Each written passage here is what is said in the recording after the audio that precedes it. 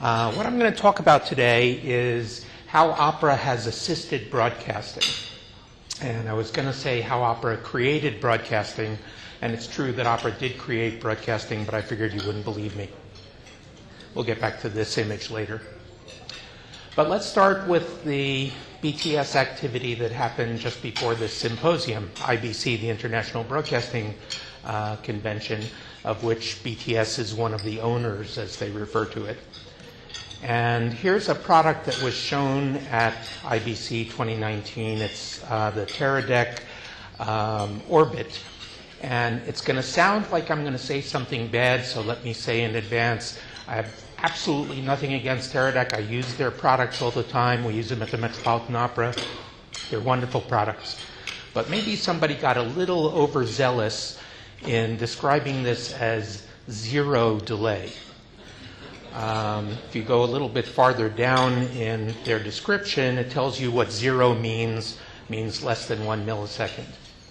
And there are many applications for which less than 1 millisecond is zero, but there are also applications for which it is not. For example, the active line time for HDTV is about 26 microseconds, so that's about 40 lines of HDTV. Or 80 lines of UHD. So not exactly zero, but is there anyone actually working on true zero latency? And it turns out there is. There's a consortium, and at a meeting in Struer, Denmark, which is the home of the Danish consumer electronics industry, Bang & Olufsen, in 2013, they discussed for reducing latency, first of all, neutrino communications. And this is shortly after a scientific group said that they thought they discovered that neutrinos can move faster than light. I'll get back to that later. And quantum entanglement, which happens simultaneously at any distance. And they were also discussing large-scale holographic display with haptic feedback. And this was labs like the Swedish Royal Laboratory, academic institutions, Stanford University, and others worldwide. Working on this project. Now, who were they? They were actually an organization called the World Opera Laboratory. And they were working on improving things for opera. And again, I'll get back to those neutrinos and the possibility of faster than light later. But what is the World Opera Project?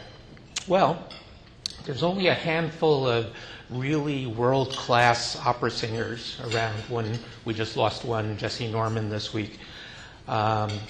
And they get booked years in advance. So what happens if the tenor is performing in San Francisco and the soprano is performing in, let's say, Beijing, and the baritone's in Sydney, and the orchestra is in Scotland, and the mezzo is in Buenos Aires? Is there some way to bring them all together? Well, there's delay issues. New York to Sydney at the speed of light, it's about 16,000 kilometers. That would be about 53 milliseconds. That's like two lovers singing separated by about 50 feet. Not entirely great. So even speed of light doesn't seem to be fast enough. Do neutrinos help? Yeah, they'll go through the Earth, so you don't have to worry about the curvature. Quantum entanglement? Wonderful. Another IBC in 2014, the Vienna State Opera and Samsung got a special award for streaming. Now, it was 4K streaming. Today, who cares? Everybody does 4K streaming. 2014, it was something significant. But not only were they doing 4K streaming, they were doing user-controlled view selection. So if you didn't like the picture that the director had selected, you could select a different one. And if you were into sheet music, you could get a synchronized visual musical score to accompany it. This is IBC 2009, and yes, horror, I was wearing a suit. And the Metropolitan Opera was given IBC's highest award, the International Honor for Excellence. Now, why did they get this highest award? Well, some of their broadcast technology achievements include using headphones in 1903 for the hearing impaired, wireless broadcasting in 1910, doesn't sound that special, that's 10 years before KDKA. doing television in 1940, television from the stage with some interesting innovations in 48, Cinemacasting, transmitting to movie theaters starting in 1952, the world's first stereo network in 1973, live stereo network anyway, and then HD Cinemacasting, which eventually went to all 7 continents, including Antarctica. Just back there you see the image of Times Square. We do opening night in Times Square, free to anyone who is there, and just synchronizing all the screens in Times Square is an amazing achievement. Not only did the Met win IBC's highest honor, they won a Technology and Engineering Emmy Award for some of the things they've developed, like the first live multi-language subtitling system. So this is what the post-2005 cinemacasting at the Met looks like inside a movie theater. I mentioned that the Met had been doing it since 1952, and that's what it looked like in 1952. We got better advertising at the movie theaters back then than we do today. But 1952 was not the start of it. It turns out this is the earliest publication that we know about in any language in any country relating to television, and it's 23 years before the word television was coined. And so they called it the electroscope in this particular publication. They said, both telephone and electroscope applied on large scale would render it possible to represent at one time on 100 stages in various parts of the world the opera sung in any given theater. Basically a description of what we're doing now, except now it's not 100 stages, it's more like 2,400 movie theaters. But even that's not the first. We can go back to 1673, and this was a published diagram of getting opera out of the opera house using a giant acoustic duct. So this was duct casting. But clearly that's not broadcasting. That's only going to a small area. So we go a little bit farther into the future, and here's a proposal to deliver opera directly to homes. This was shortly after the first water pumps had been installed in Paris for their water system. And the people who put in the water system happened to be named Perrier, was with 1 R, even though the article that I'm showing here has it with 2 R's. But they put in these water pipes, and somebody immediately says, well, the same conditions of subscription that you use for the water could be used for distributing opera. How many music lovers would love to listen to the orchestra of the opera from their room, raising a hatch, be ecstatic about the composers Gluck and Puccini? Lest you think propagation is a word that is only new to broadcasting, that was called a letter on the propagation of sound and movement. Then in 1821, we go from pipes to wires. Charles Wheatstone, you're probably familiar with that name, he did concerts that he called acoucryptophone concerts, or enchanted lyre concerts. He had musicians playing on the floor above where the audience was, and he had a thin wire hanging down from the soundboard of the instruments, and it was attached to this big mechanical lyre that was just a fake piece of metal, but the sound would be conducted down the string and emanate from the wire. And a reporter who was there said, who knows, but by these means the music of the opera performed at the King's Theatre may ere long be simultaneously enjoyed at Hanover Square Rooms and even the City of London Tavern and even at the Horns Tavern in Kennington. So the big question, why opera? Why are all these people doing all these things for opera? Well, let's look at some semantics. What is opera? It's a form of musical theater in which the music is primary. Beyond that, I have to use the Potter Stewart definition of obscenity. I know it when I see it. But what is opera, the word? It's the plural of the Latin word opus. So opus singular, opera plural. What are opera's works? Well, there's a story, there's acting and stagecraft. Well, we had that in theater already. But there's also music composition. There's instrumental musicians. There might be 150 of them. There's singing with a chorus. The chorus might be 200 people. There's dancing with a ballet company. That might be dozens of people. So opera is expensive. There's a quote, "Of all the noises known to man, opera is the most expensive." It's attributed to Molière. It's probably wrong. But according to a 2013 New York Times Magazine article about the Metropolitan Opera, their annual budget was $330 million. So not so fooling around. Part two of the semantics. When opera was just an entertainment for the rich, who cared how much it cost? You know, throwing a party for some kid, fine, we'll spend millions of dollars on it, no big issue. But when tickets started to be sold, which was in 1637, they had to invent the opera house. And what's the difference between an opera house and a theater? The opera house is bigger. Some people put the size of the first opera house at a capacity of 6,000 people. Because they had to somehow amortize the costs of the opera. And because the opera house was so big, people started talking about acoustic ducts even before 1673. In 1637, they said, oh, we need to put in ducts to get the sound to the people in the back. And the style of acting that was used, one of the early words for opera in Italian was melodrama. That's mellow as in melody, drama as in theater. But melodrama today we think of as over-the-top gestures and over-the-top stories and stuff, because if you have a 6,000-seat theater, the only way you're going to convey stuff to the people in the back is with the over-the-top gestures. So that's where melodrama came from. Opera engineering has a venerable history. Here's a title page from a libretto or little book that has the text of an opera that was performed in France in 1751.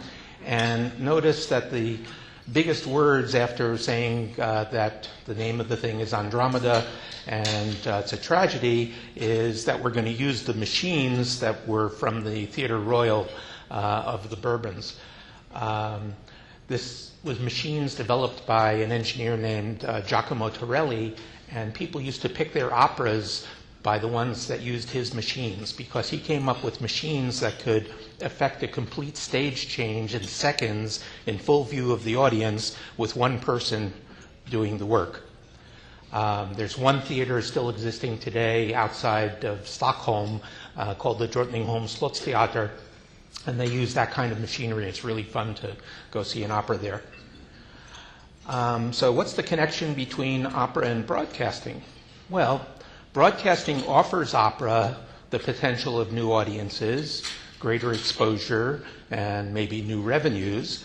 And opera offers broadcasting content and known titles. Everybody knew what opera titles were, and stars. So I'm showing this book on the right, The Opera Singer and the Silent Film. Why would you ever hire an opera singer to be in a silent film if you can't hear the singer? Well, it's because you know the name.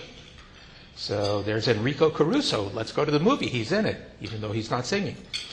And the opera can offer broadcast equipment manufacturers development money because they have that $330 million budget.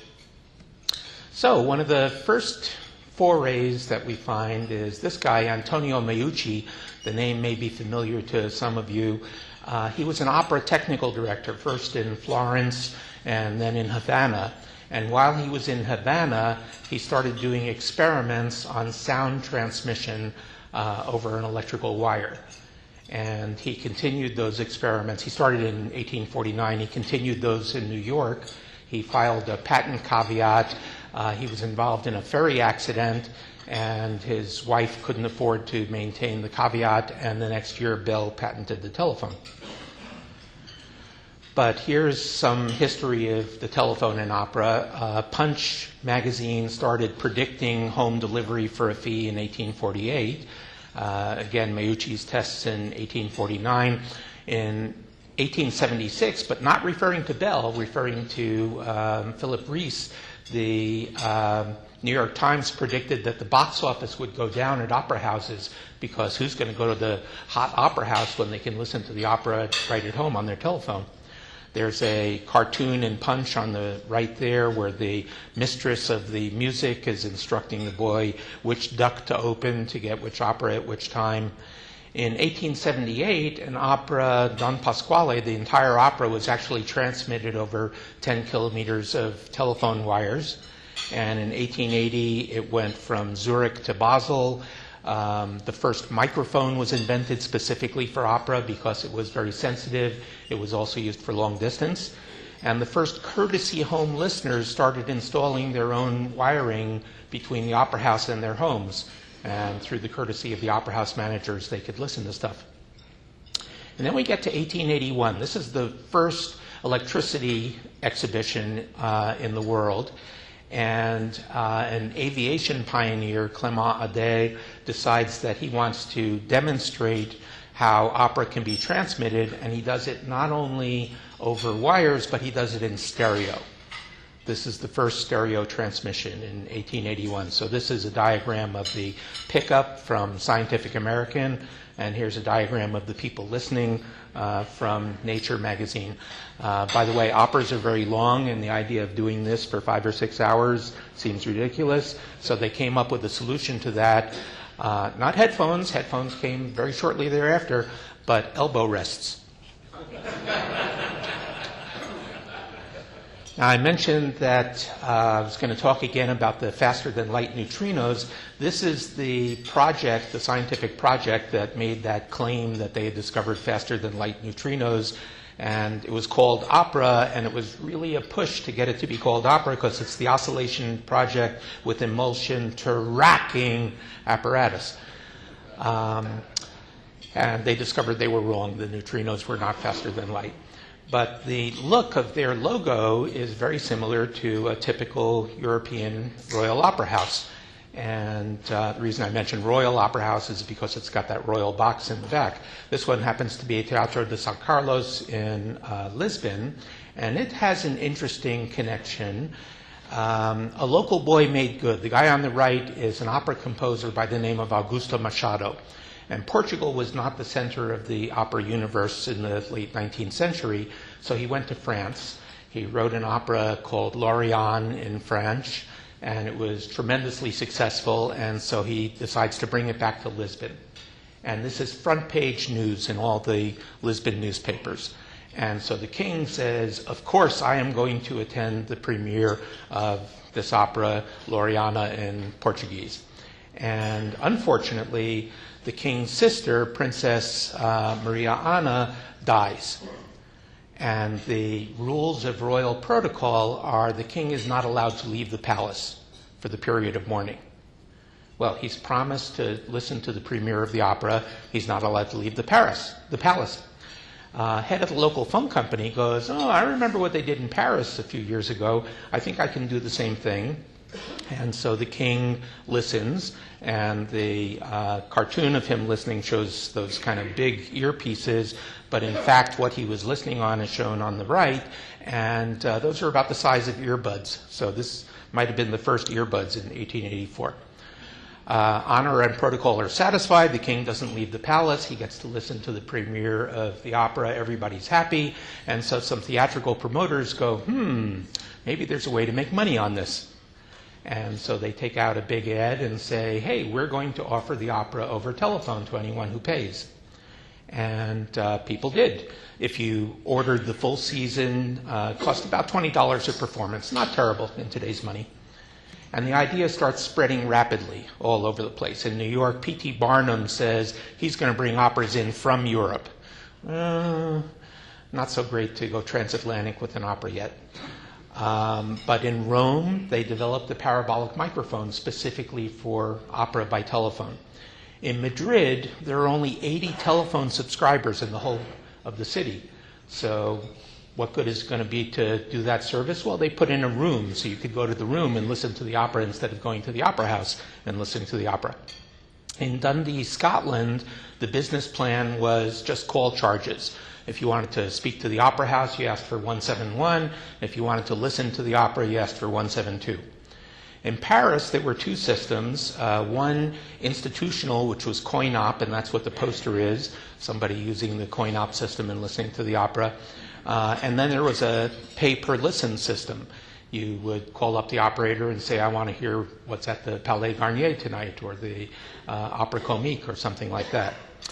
But in Budapest, they came up with an idea of subscription, monthly subscription. But the opera was only at night, didn't start until 8 p.m. So what could they do with the lines to get more people to listen to the opera? I know, newscasts. And so they come up with this idea of having people read the news into microphones, and they start getting thousands of subscribers.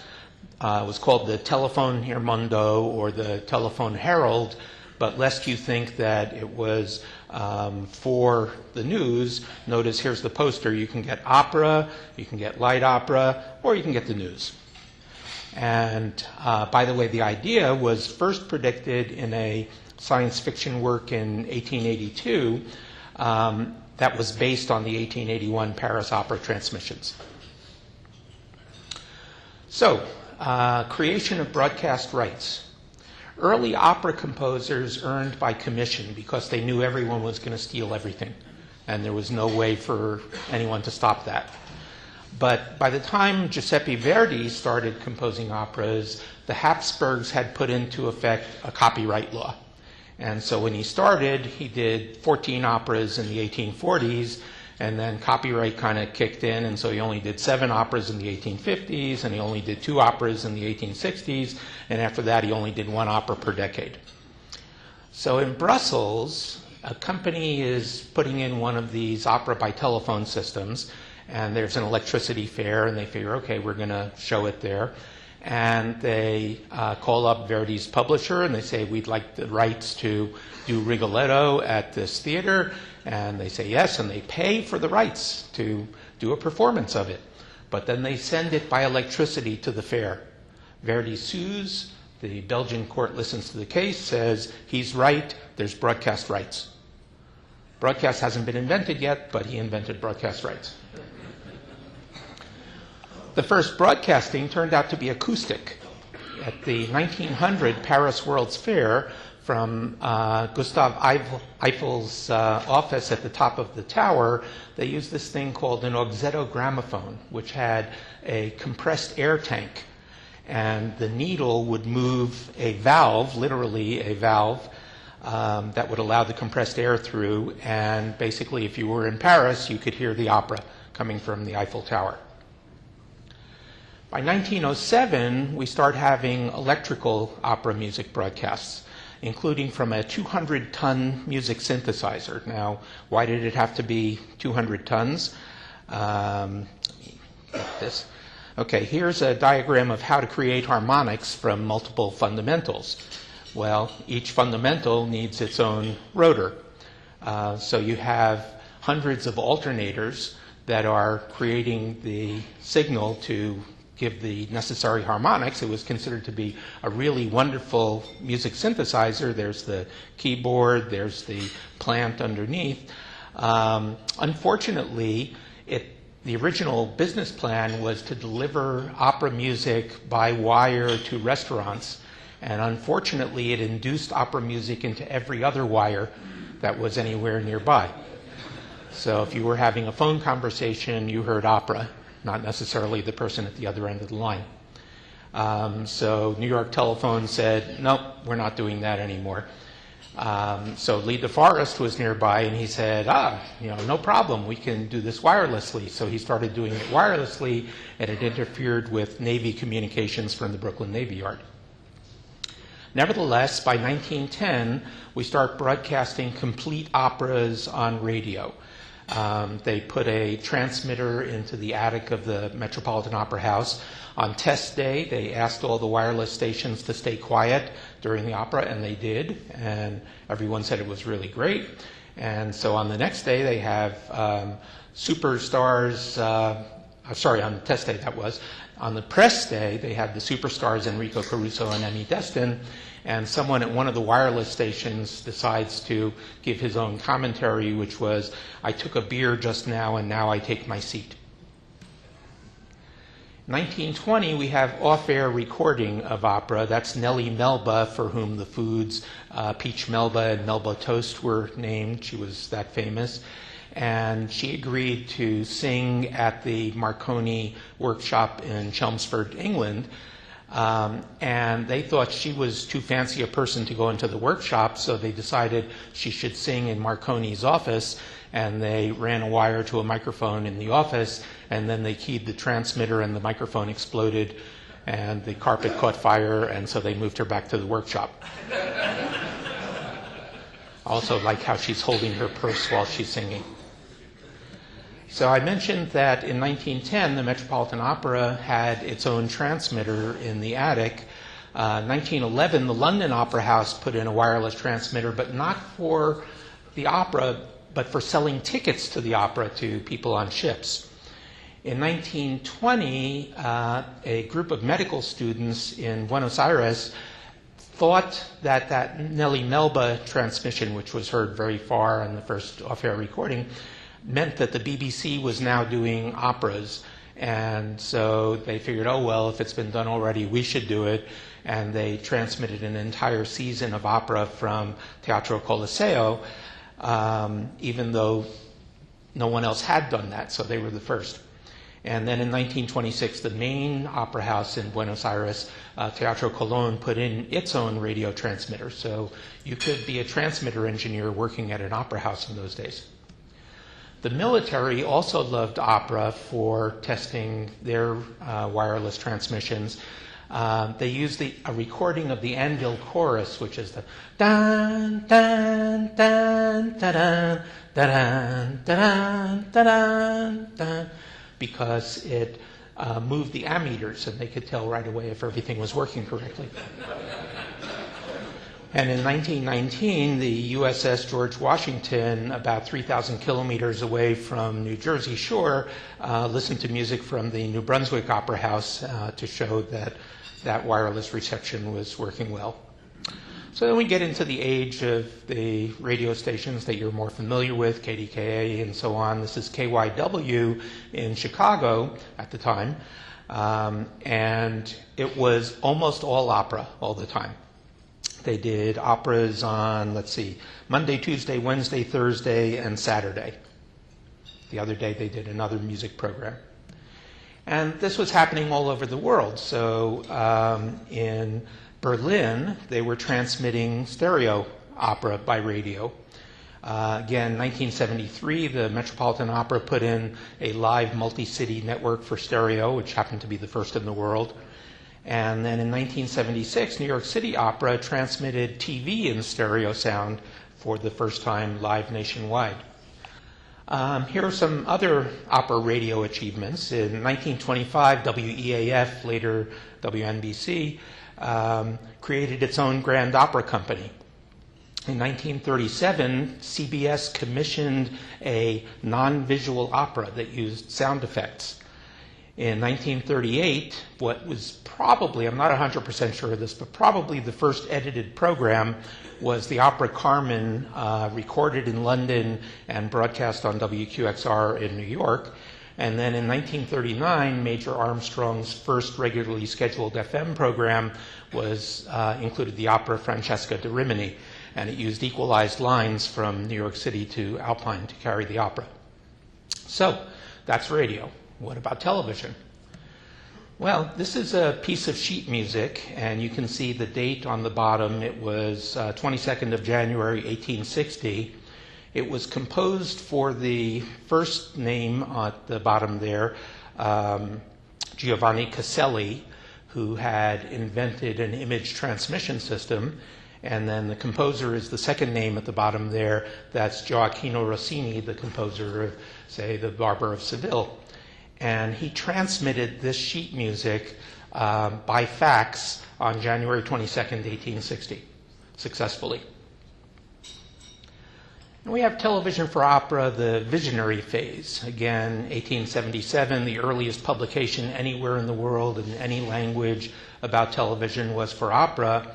In 1878, we have a publication in Lvov of what was then Poland from Juliana Horowicz, and he gives all of the principles that are necessary to televise opera. He talks about the light-sensitive material, the scanning, how to control the light at the other end, and the purpose of this was so he could watch opera that was happening in Paris with Adelina Patti, who was one of the famous opera singers of the time. In 1882, there's a full illustrated chapter in a book called The 20th Century on the telephonoscope. Remember, the word television wasn't coined until 1900, but one of the key characters in the book is a banker, Mr. Ponto, and Mr. Ponto watches opera on the telephonoscope every day after dinner. And there's an illustration of him watching opera. And then in 1891, Edison was asked what he was going to show at the Chicago World's Fair, the World's Columbian Exposition. And he said, I think I'm going to show a way that you can see that singer Adelina Patti when she's doing an opera live and see it in full color. So he predicts color television in 1891 for opera. By the way, his patent caveat for motion pictures has as the only purpose of motion pictures opera. Now, it turns out that opera houses were already accustomed to dealing with remote image display because they were showing baseball starting in 1885. There would be someone who was sending the plays by telegraph at the game. There would be a telegraph receiver at the opera house, and then they would have various display systems to show what the plays were. So the earliest systems went in 1885. There were electrical systems in 1890.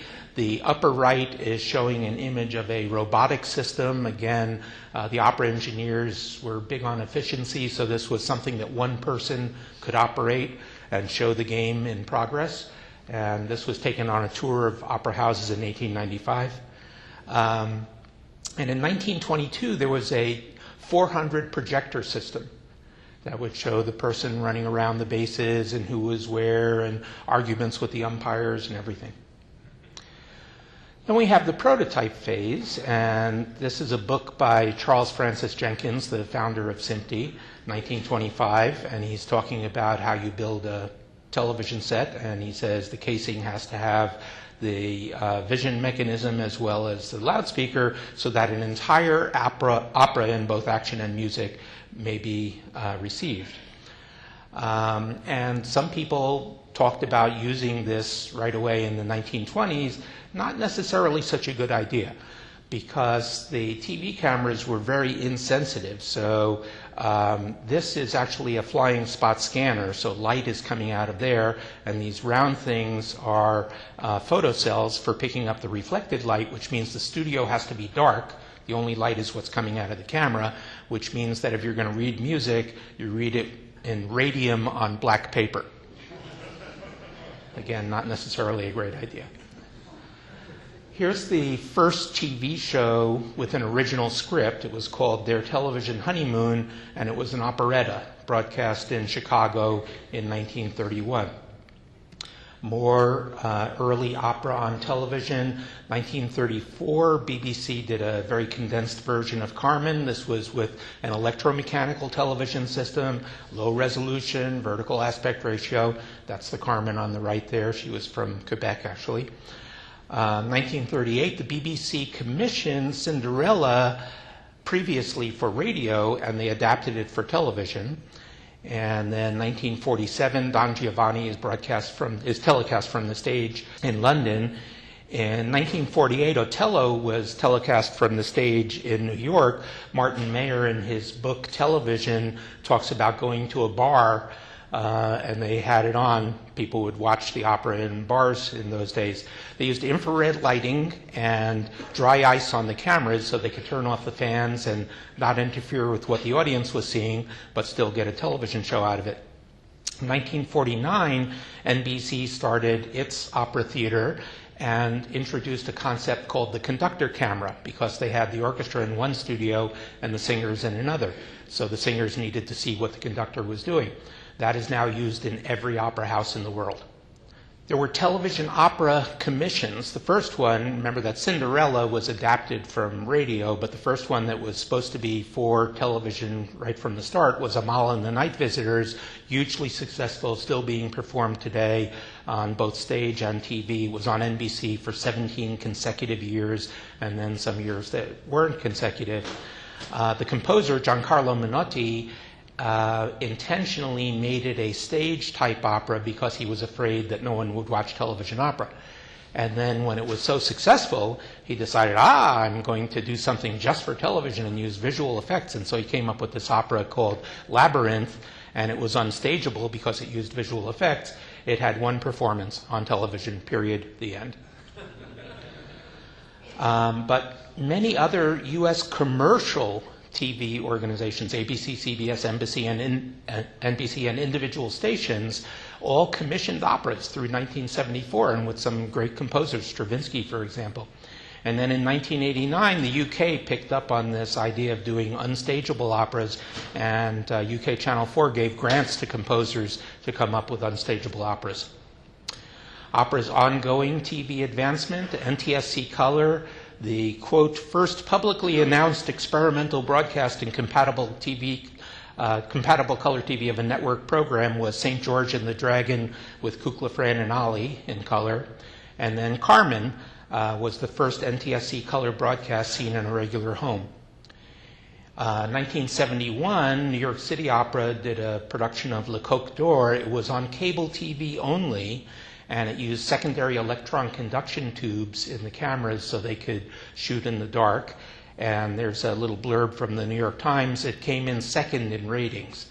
It was second only to something on ABC, a movie called Do Not Fold, Spindle, or Mutilate, which lets you know when that was. 1989, starting with the Ring cycle in Bavaria, but then War and Peace in Seattle, Semiramide at the Metropolitan Opera.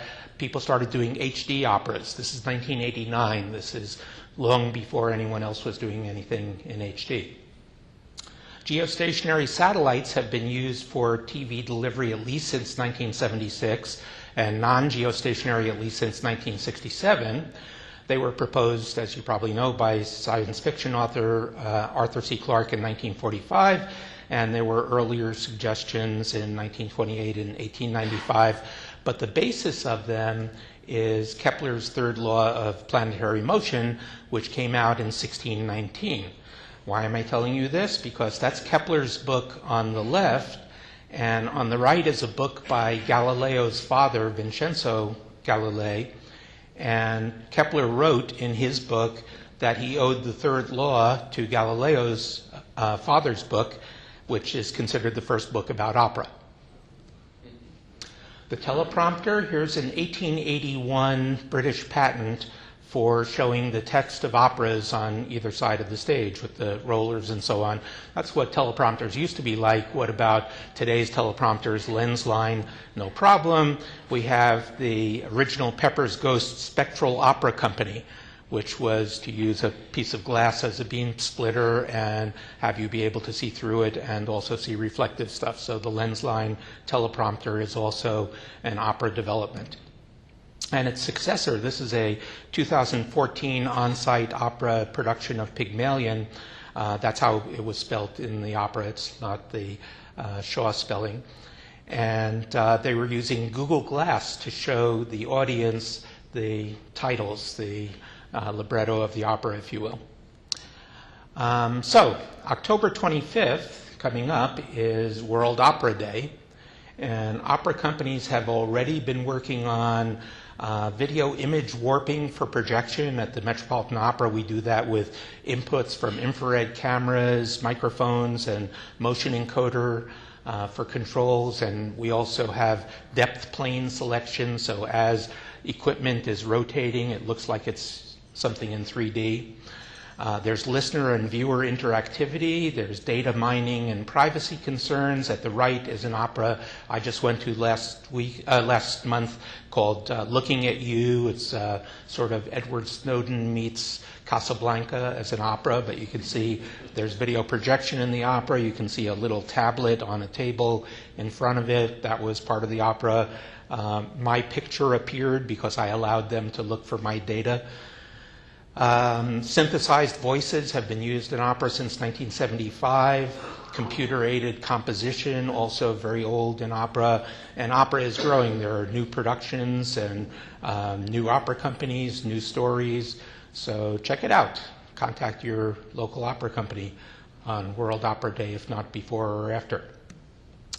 Again, a PDF of these slides is currently available at bit.ly/BTS Opera, and a fully referenced peer-reviewed paper in the Proceedings of the IEEE is at bit.ly/OperaSTEM, and it's a free link even if you don't subscribe to the proceedings. And the presentation on opera and media technology, including movies and recordings, is at bit.ly/OperaMT, as in media technology. And so now I will be happy to entertain any questions if you have any.